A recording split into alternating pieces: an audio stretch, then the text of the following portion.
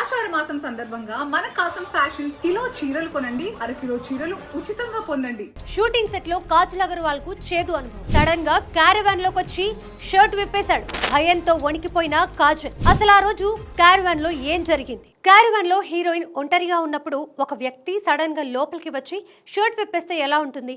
ఊహించడానికే భయంగా ఉంది కదూ.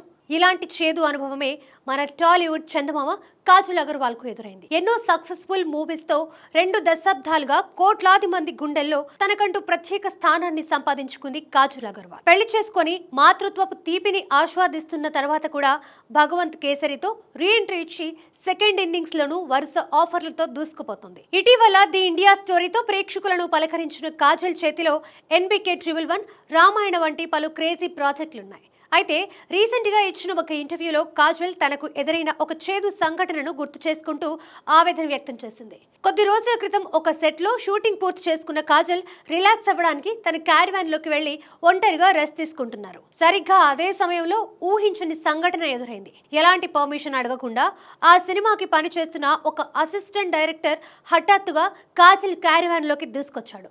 అసలేం జరుగుతోందో తెలుసుకునే లోపే ఆ వ్యక్తి కాజల్ ముందే తన షర్ట్ విప్పేశాడు.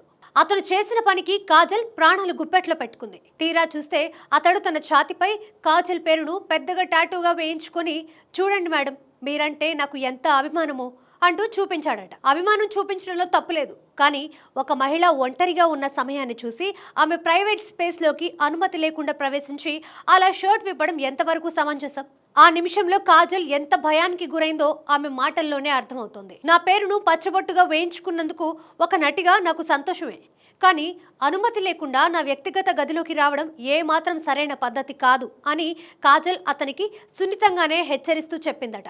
సెలబ్రిటీల ప్రైవసీ, ముఖ్యంగా షూటింగ్ సెట్లలో క్యారవాన్ల వద్ద హీరోయిన్ల భద్రత ఎంత ప్రమాదంలో ఉందో ఈ ఘటన మరోసారి రుజువు చేసింది.